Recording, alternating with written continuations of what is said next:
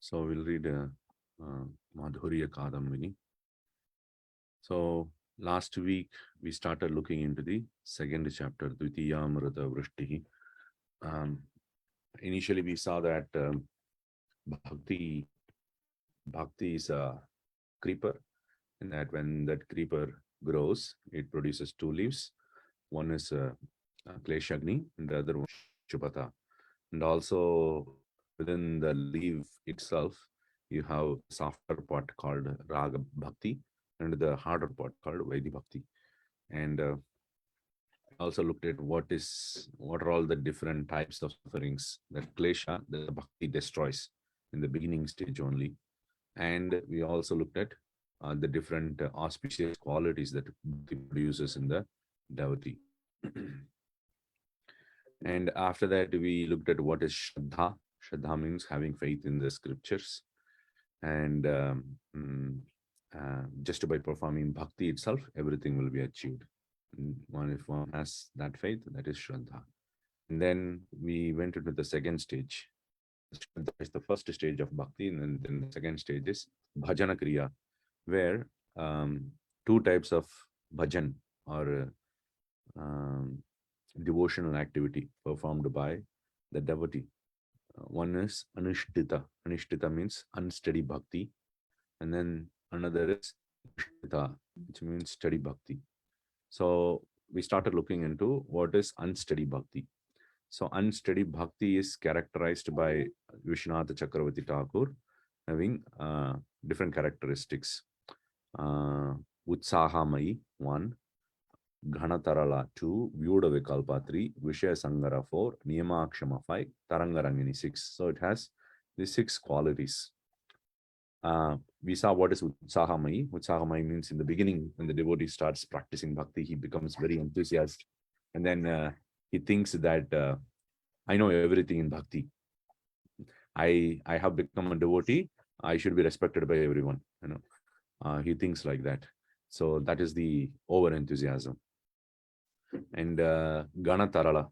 So when he practices bhakti, he thinks that sometimes he practices with enthusiasm, and sometimes the enthusiasm is not there. This is Ghana and the Tarala, thickness and the diluteness. Then today we will look at Vyuda Vikalpa. So the meaning of this one we'll look at the end. It's a suspense. What is this Vyuda Vikalpa? This is the third characteristic of a devotee practicing unsteady bhakti. So here, Vishwanath Chakravarti Thakur is explaining the thought process of the devotee who is undergoing this Vyuda Vikalpa. Kimagam sa parigraha eva putra kalatradin Vaishnavi kritya bhagavat paricharyayam niyojya grihe eva sukham tam bhaje. So the devotee thinks that I should become a family man, household man, and I should engage my son and wife, Putra Kalatradin, and other relatives, make them devotee, and then I will engage them in the service of the Lord. So in that way, I will become happy in household life, and I'll worship the Lord. He thinks like that. Or Kimva, or Sarvan eva parityajya nirvikshepaha Sri Vrindavanam dheyasthanam eva asinaha kirtana shravanadibhi kritarthi bhaveyam. Or should I give up everyone, all my family life, and I will just take shelter of Vrindavan, which should be the object of meditation of a devotee, and I will sit there in Vrindavan, and then I will perform my chanting, and I will listen to Bhagavatam. In that way I will become successful. So he's confused. Should I become a household man and then make everyone devotee and then be a household person? Or should I go to Vrindavan, give up everyone, all the relatives and family members, and then sit there and do my bhajan? Sacha tyagaha kim bhukta bhogasya avagata vishama vishaya dava davatoho mama charma dashayam eva kim va adhuna eva samuchitaha kim iti. So even that renunciation which I have to perform to go to Vrindavan, should I do that renunciation after enjoying everything in life, all sense gratification, and coming to the understanding that all these enjoyments are nothing but burning of a fire, and it is not good for me.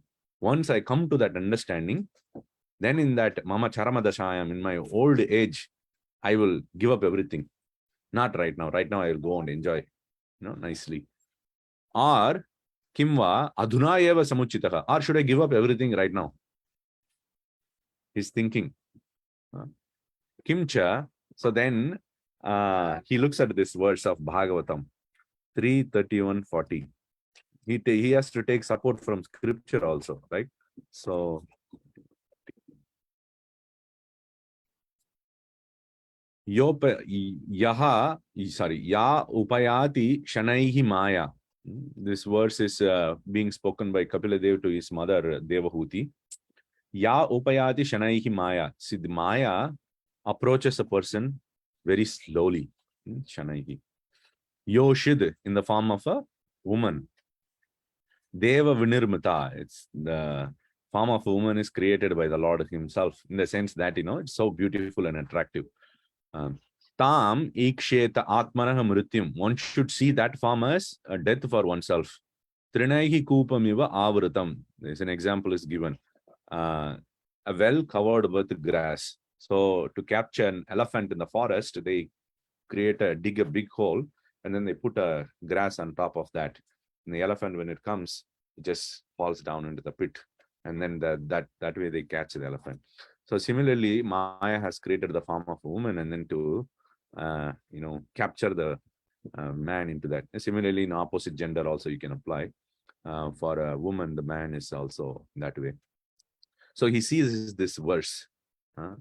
So looking at that verse, he says, Itya iti drishtya ashramasya asya ashramasya asya vishwasya taya.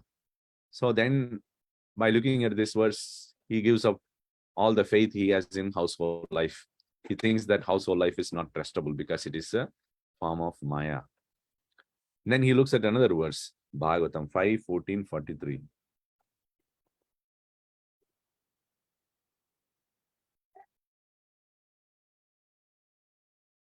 Yo dustyajan darasutan suhrid rajya ridis prushaha. So this is explaining the characteristic of Jada Bharat. So Jada Bharat, he has given up his wife, son, and his kingdom, which are all very close to him, and it's close to the heart for a person, and which is very difficult. Jahau, he gave up. Yuva, when he was young, he didn't give up when he was old. He was young at the time, and he gave up. Malavat, like a stool, go to the toilet and the toilet, and then you flush it up. You care, what went into that. So like that, for like a stool, he gave up everything. He didn't even care for them, because he is engaged in the service of the Lord. So the Anishtita Bhakta looks at this verse, and then he sees that Ityadi Drishtya Tyakta Vilambaha. He should not procrastinate his renunciation. He should take it right now, the renunciation of all family members, because Bhagavatam says so. Aho me pitara vruddhau. 11:17-57. He sees another verse. 17:57.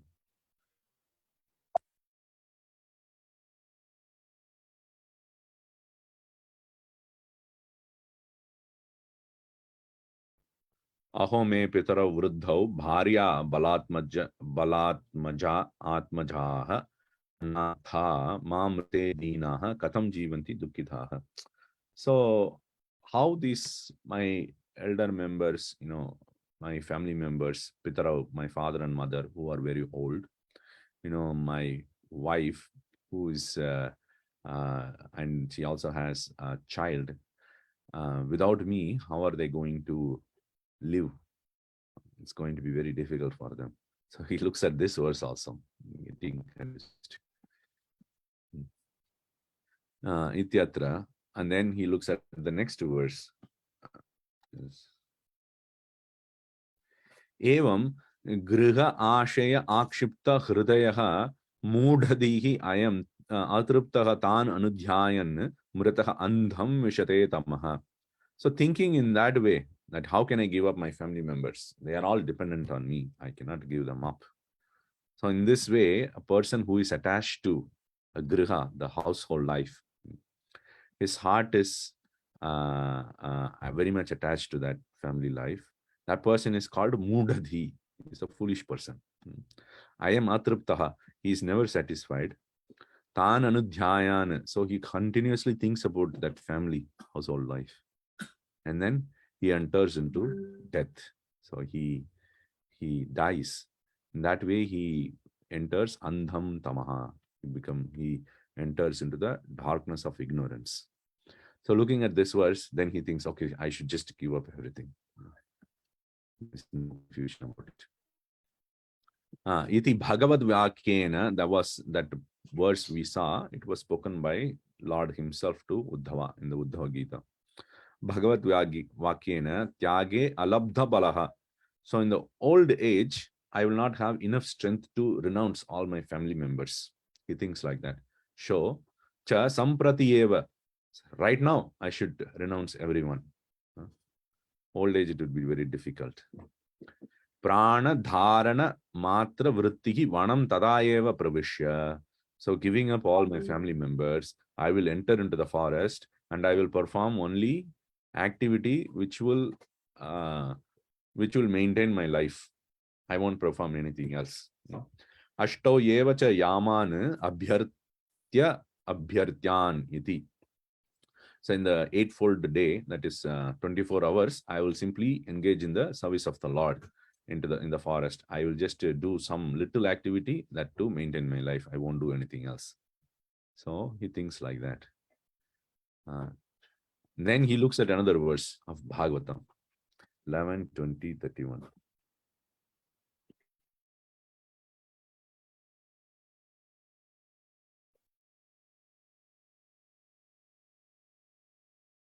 Tasmat mat bhakti yuktasya yoginaha vai madatmanaha na jnanam na cha vairagyam prayashreyaha bhavediha. Tasmat, therefore, mad bhakti yuktasya yoginaha, the devotees, the bhakti yogis who have bhakti toward me, the Lord is speaking this verse. Vai madatmanaha, who is focused on me, na jnanam na cha vairagyam prayaha shreyaha, the jnana, that is knowledge of myself as same as the Supreme Lord, that is the impersonal jnana. That one, as well as vairagya, detachment, renunciation. It is not in general good for the bhakti yogis. The Lord himself says, bhavedika. So he looks at that verse, then he is thinking. The Lord himself says that vairagya is not good for a bhakti yogi. So then what is it? Ityatra vairagyasya bhakti janakatve eva doshaha natu bhakti janitatve iti. So he thinks that the vairagya, if you practice vairagya to create bhakti, that is the actual fault. By practicing renunciation, one cannot attain bhakti. That's a known thing. So if you practice vairagya or detachment, and if you think that I will attain bhakti, there is a fault. But if you practice vairagya, that naturally comes out of bhakti, bhakti janitatva, then that is actually an indication of bhakti. Tad anubhava rupataya tad adhinatvam iti. And that vairagya is dependent on the bhakti. So that vairagya is not a fault. This is the thought process going on in the mind of a anishtita bhakta. Yada ashramam agat saha bhikshukaha tad anna paripurnam aikshate. So then he also sees that wherever the sannyasi or the mendicant, he goes to different homes, he gets nice food, prasad, by the householders. He nicely enjoys his life also. There is no problem for food at all in a mendicant's life. So if I renounce everything, I will also not have any problem with my food. I don't need to worry about it. Iti nyayena kadachit vairagyam. So by thinking all these things, sometimes he thinks that vairagya is good for me. I should just take renunciates life. Then there is another verse. 10, 14, 36. You look at another verse. 10, 14, 36. This is Brahma's prayer. Tavad ragadega stenaha tavad kara griham griham tavan moha ha angri nigadaha yavat Krishna nate janaha. Oh Krishna, as long as people don't become your devotees, what happens? All the attachment in their heart, they are all thieves. Kara griham. The house is like a prison, and the bewilderment is like a shackle in the one's own foot.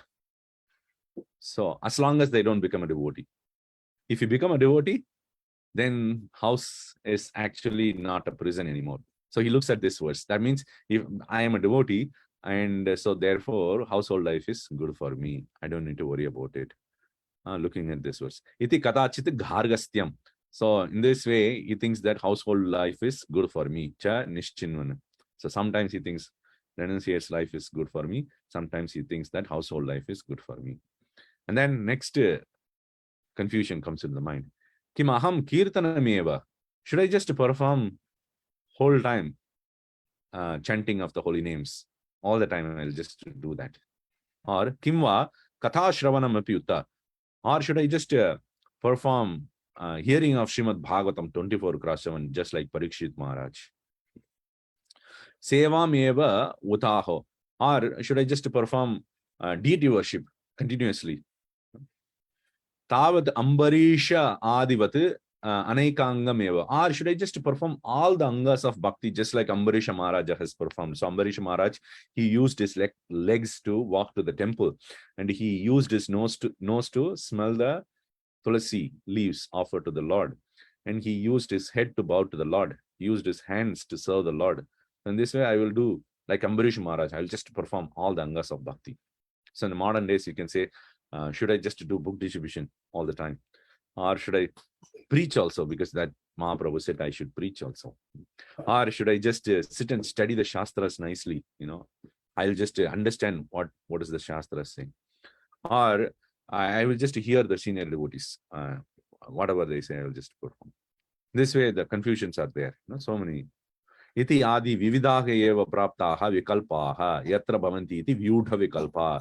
So in this way, there are so many choices within the practice of bhakti. He is confused by all these choices. This is called vyudha vikalpa, divided opinion.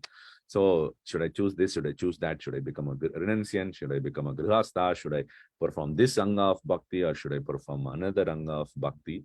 Then this way he is confused by different options in bhakti. This is the symptom of anishtita bhakti. Any reflection or questions you have at this point before I proceed further?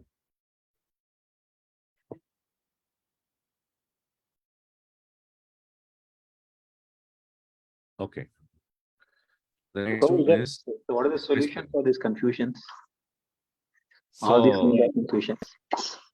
So the solution is, I suppose you could just ask a senior devotee, and then just to perform the angas which one can easily perform. Not take too much difficult thing where one cannot endure. Simple things which are easy for one to practice. You can just do that instead of taking audacious move and not able to keep up. Thank you, Prabhu. Thank you, Prabhuji. Prabhuji, you would like to add anything? No, I think you gave the perfect answer to approach the superior or seniors who have a lot of experience and gone through a lot, so they can resolve the confusion for us. Many times we forget this crucial aspect of our Christians from those who are experienced. Really. Continue. Thank you, Prabhuji.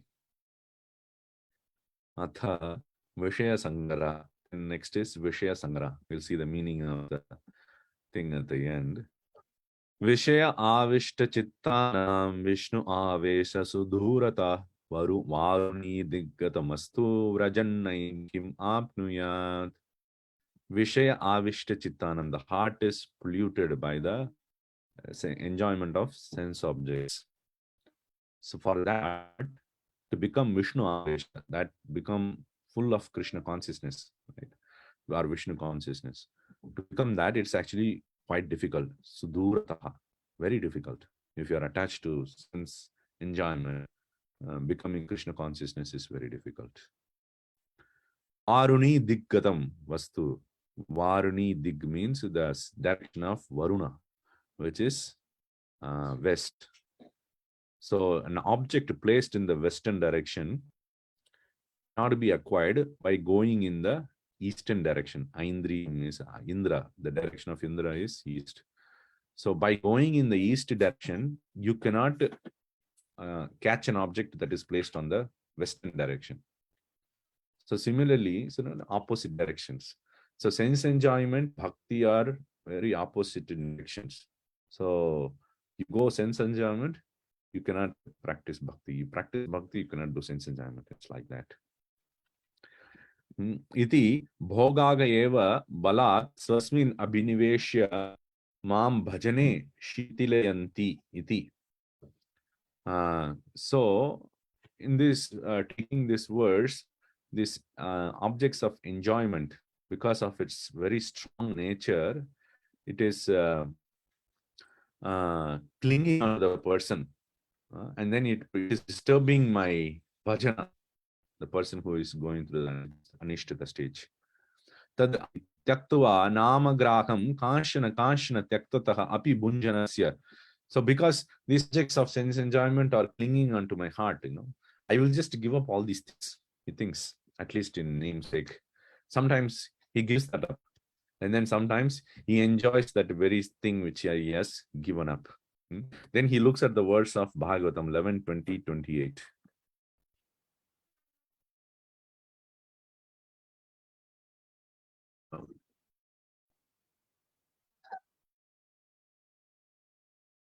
Tato bhajeta mam pritaha shraddhaluhu dridhanishchayaha jushamanacha tan kaman dhukka udarkanscha garhayan.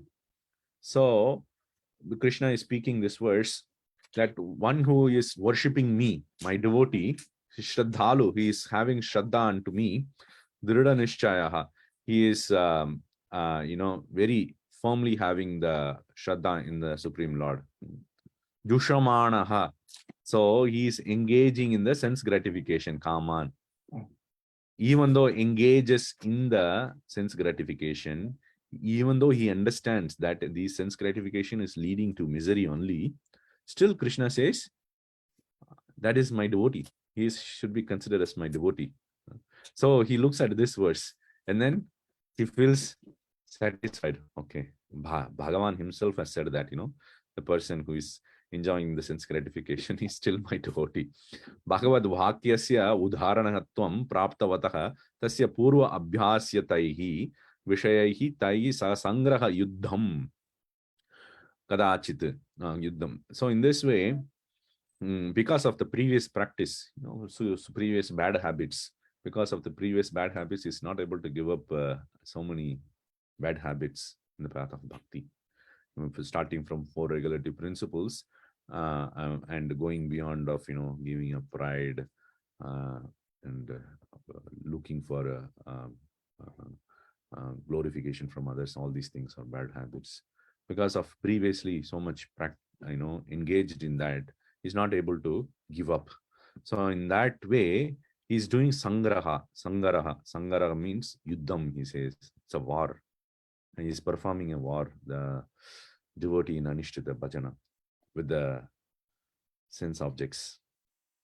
Kadat chit tat parajayaha. So he wins. He becomes, he wins sometimes. Kadat chit swa parajayaha. Sometimes he loses in that battle. Iti vishaya sangara. That's the battle with the sense objects. So sometimes he wins, sometimes he loses. So in this way, it's like a wave going up and down. Enjoys sometimes he gives up, sometimes enjoys, gives up.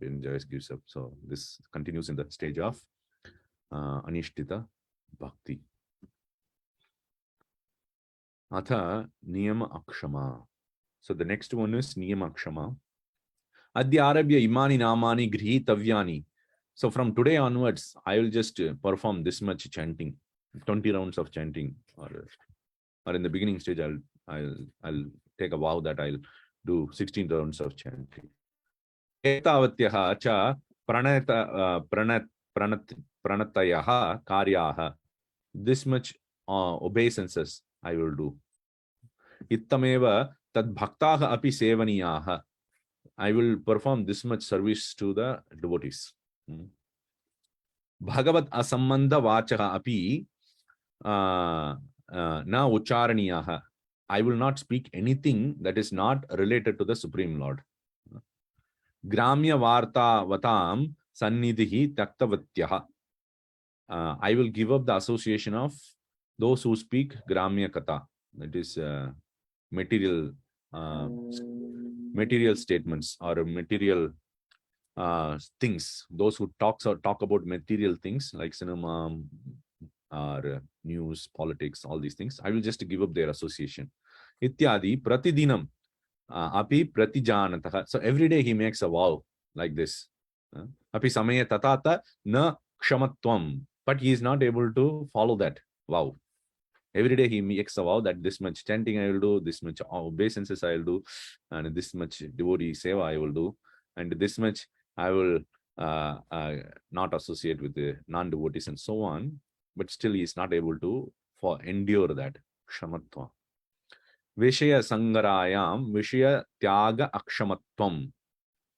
Atra tu bhakti utkarsha akshamatvam iti bhedaha. So in the previous one, which is Vishaya Sangara, the war with the sense objects, he is differentiating Vishwanath Chakravarti Thakur. What is the difference between Niyama Akshama and Vishaya Sangara? So Niyama Akshama in the stage, here he is not able to improve his bhakti by enduring all these vows. Whereas in the Vishaya Sangara, he is not able to give up sense objects. So that's the difference. Iti Bedaha. So I know it's time. I'll just complete this chapter. Atha Tarangarangini. The next one is Tarangarangini. Bhaktege swabhavaha eva ayam yat tadvati sarve api janaha anurajyanti iti.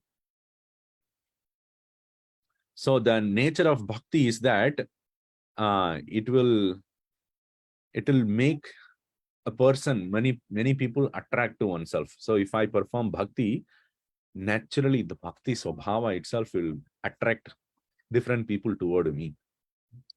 Jana anuraga prabhavaha hi sampataha iti pracham machaha api. So there is an old saying where it says that you earn the attraction of the people, or you earn a follower of the people. That is the real wealth. So looking at that, Bhakti uttasu vibhutichu labha puja pratishtadishu valitasu upashakasu tarangeshu iva acharantya asyaha rangaha iti tarangarangini. So in this way, whatever the opulences that is produced by bhakti, labha, you get some wealth, donations, money, you get puja, you get glorification by people, get pratishta, position, can become temple president, or you can become a counselor, or you can become a guru even. So these are different positions. All these are actually weed. I mean, the position I'm talking about, not the position of a guru, but the position I'm saying. Attachment to position. All these things are weed. And they are like the waves in the bhakti ocean. So bhakti is like an ocean. So the ocean has in the beginning of the bhakti, and the beginning of the ocean you have waves. You go deep ocean, there is no waves, but in the beginning of the ocean there is waves. So like that, in the waves you seek enjoyment. Rangaha. Ranga means enjoyments, taranga means waves. So taranga rangini means enjoying the waves of bhakti. So this is also a symptom of anushtita bhakti, one who enjoys that, the bead. So this ends the second chapter, which is Anishtita Bhakti. Hare Krishna. I'll stop here. Prabha, little clarification. Very nice. Thank you so much. Does this stage they do associate with the devotees, right? In the Anishtita Bhakti stage, Yeah, they're yeah, associating with the devotees, right? yeah, yeah. So one should, these stages are, these characteristics are described so that we will be careful about all these things. It is not to discourage the devotee. So by knowing these things, we will not do those things. That's what it is. Oh, okay. So Okay. Tarangarangini, we will not enjoy the Labha, Puja, Pratishta, all these different things. We will not go on to seek for that, the bhakti, thinking that it is actually bhakti. It is not bhakti. It is actually the weeds that come out of the bhakti, come around the bhakti lata. So I'm little confused by because when he's associating with the devotees, why he has so many doubts actually whether to go this way or that way. He can always discuss with the devotees, and he will. Yeah, maybe it's because he himself comes to the conclusion. He looks at the various verses of Bhagavatam. He thinks himself as a learned person, and then he thinks that he knows everything. So he consults the scripture and he makes a fallacious argument, and he comes to the conclusion, justification. Okay, Prabhu. Thank you, Prabhuji. Thank you. I think Rohini Dalal Prabhu has something to say. Hare Krishna, Prabhuji. Dhanavad Pranam. Thank you for the wonderful explanation, Prabhuji. Some of them I could relate. And Prabhuji, generally, this can be seen as the Ichcha Dvesha Samutvena. Mind goes to these dualities all the times. And looks like during Anishtita stage, even though you are practicing devotional service, we try to, the mind tries to apply the dualities in the spiritual realm, whatever practices we are doing, and then try to propose some things. So when this ends project during Nishtha stage, does the mind come to the state that it doesn't propose, which is not desirable? So in Nishtha, which we will talk about, all these things will be there very little bit, but they won't disturb your bhakti at all. You will have always enthusiasm. You won't have these characteristics. You won't have the nature to seek enjoyment in the rest of bhakti. If you take a vow, you will be able to keep up through your bhakti. And Vishaya Sangara, you won't need to fight with the sense objects. That will naturally, you will just give up. And Vikalpa, you won't be thinking about which choice I should take. You know what to do in the process of bhakti. Gana Tarala, you won't have sometimes enthusiasm, sometimes you are not enthusiastic. This thing won't be there. You will be always enthusiastic to perform bhakti anytime, any moment. Utsahamayi, you will be not be like, I know everything, like that kind of a thing, just learning a little. Bhakti is so huge. So you actually know things as it is, and you will not be disturbed by all these things. So that is the stage of Nishtha, steadiness. Yeah, thank you, Prabhuji. So all these stages that you mentioned within Anishtita Bhakti, right? So, is there any sequence? The sequence you mentioned, will that manifest in the sadhaka in this sequence only, or it's kind of mixed up? It is sometimes this is just a 6 characteristic. It is listed out like that, but there is no sequence there. Something can manifest in one devotee, something else can manifest in another devotee. So many things can manifest in one devotee also. So it is a mix and match. Anything can happen in the stage of Anishtita. Okay, it's not a sequence of advancement. It cannot be seen as that. Okay, yeah. Thank you, Prabhuji. So it is a continuum. This Anishtita to Nishtita, it is like a continuum. So it's not like one stage I'll have all these things. Immediately from next day onwards, I'll become Nishtha. I'll not have any of these things. No, it's a continuum. Slowly, you are moving toward Nishtha. And then these things are going away from the heart of the devotee. And then at one point, these things will be completely off of the devotee. Then that is the stage that marks the stage of Nishtha. After that, so Bhaktivigyan Maharaj, he explains that the stage of Anishtita is like climbing a hill. So it's a steep hill you are climbing. It's going to be very difficult, very hard. But at the stage of Nishtha is you reach the top of the hill. It's going to be very easy, just walking straight. The stage of Ruchi is like going downhill, very easy. Even if you don't run also, it will automatically push. The gravity will push like that. So this is going to be the longest stage in a devotee's life, the Anishtita Bhakti. I understand. Yeah, I was recently reading this Nectar of Devotion. So should we assume this Raga Anuga Bhakti happens only during Nishtha stage?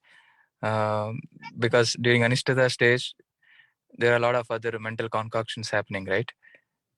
So it is not mentioned by our acharyas that Raganuga starts only at the Nishta stage.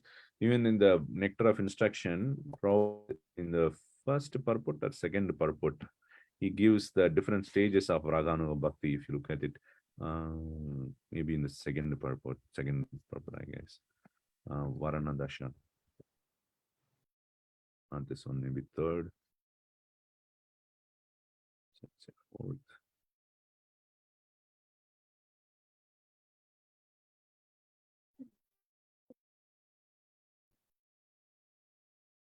The first one only, I guess. Anyways, acceptance. Yeah, he doesn't give the. Anyways, so he talks about the different stages of Raganuga Bhakti also. So first stage is the Varana Dasha, Shravana Dasha, hearing those things. Those can happen even in the Anishtita stage as well. But the Raga itself should be there in the heart of the person. That comes from the association of devotee who has that Raga, who has that attraction toward the particular mood in the Vrindavan.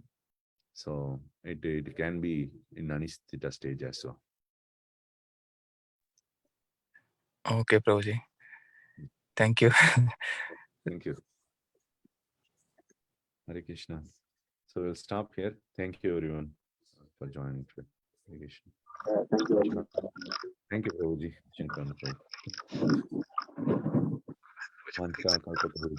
पंचकल्परूपस्य कृपासिन्धुभ्यः च पतितानां पावनेभ्यो वैष्णवेभ्यो नमो नमः आनन्दकोटि वैष्णव. Thank you, Prabhuji. Thank you. Dandavat. Thank you, Prabhuji.